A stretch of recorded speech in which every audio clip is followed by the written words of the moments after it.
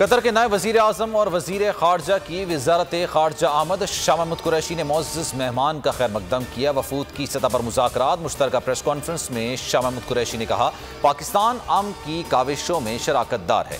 अफगानिस्तान में बिगाड़ पैदा करने वालों से हमें चौकन्ना रहना होगा। आलमी बिरादरी अफगानिस्तान की माली और इंसानी बुनियादों पर इमदाद को यकीनी बनाने के लिए आगे बढ़े। वज़ीर आज़म की ज़ेर सदारत नेशनल एक्शन प्लान से मुतालिक अहम इजलास। नेशनल एक्शन प्लान के 20 पॉइंट से 14 कर दिए गए। चारों वज़राए आला ने सिक्योरिटी सूरत हाल पर ब्रीफिंग दी। वज़ारत दाखिला ने बॉर्डर मैनेजमेंट के हवाले से इजलास को आगाह किया। चीफ जस्टिस की ज़ेर सदारत जुडिशल कमीशन का इजलास बेनतीजा खत्म। जस्टिस आयशा मलिक की सुप्रीम कोर्ट में तैनाती पर इत्तेफाक न हो सका। 4 जजेस ने जस्टिस आयशा मलिक की तैनाती की हिमायत और 4 ने मुखालफत की। जुडिशल कमीशन का इजलास 3 घंटे से जायद वक्त तक जारी रहा।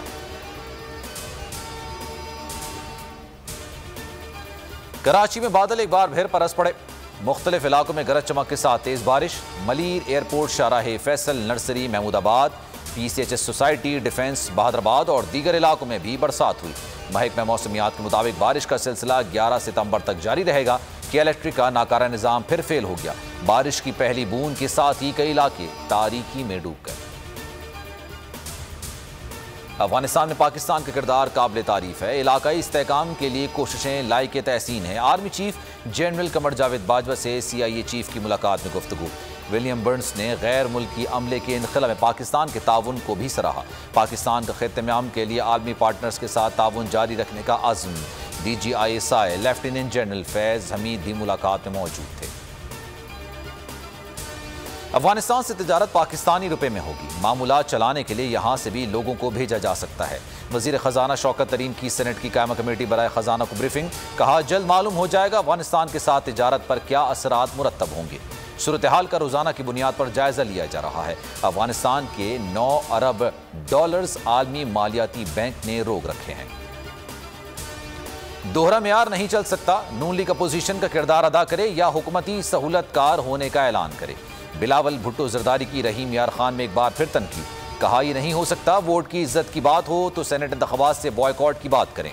हमने लॉन्ग मार्च का ऐलान किया, आप पीछे हट गए।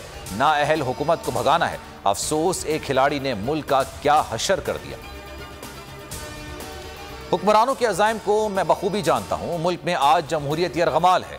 मौजूदा हुकूमत मईशत का तखमीना 0 से नीचे ले गई। भूख और प्यास के अलावा आम आदमी कुछ नहीं देख रहा। कौमें आगे जा रही हैं, हम पसपाई इख्तियार कर रहे हैं। जिन मकासद के लिए पाकिस्तान बनाया वो आज तक पूरे नहीं हुए।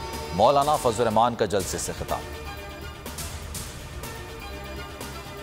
नून लीग का हाल पल्ले नहीं धेला, देखने गए हैं मेला वाला है। पंजाब में 10 साल में 17,500 अरब की करप्शन हुई।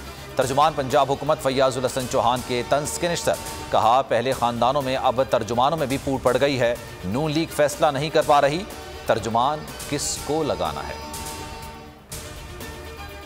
और अराकीन पार्लियामेंट की बड़ी तादाद कोरोना के शिकंजे में आ गई। 13 सितंबर का मुश्तरका इजलास खटाई में पड़ गया।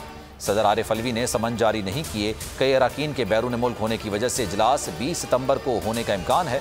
मुल्क में वबा से मजीद 84 अमवात निफ्स सिंध में हुई। 43 जाँ बहक अफराद में से 34 का ताल्लुक कराची से है। मजमूई हलाकतें 26,497 हो गईं।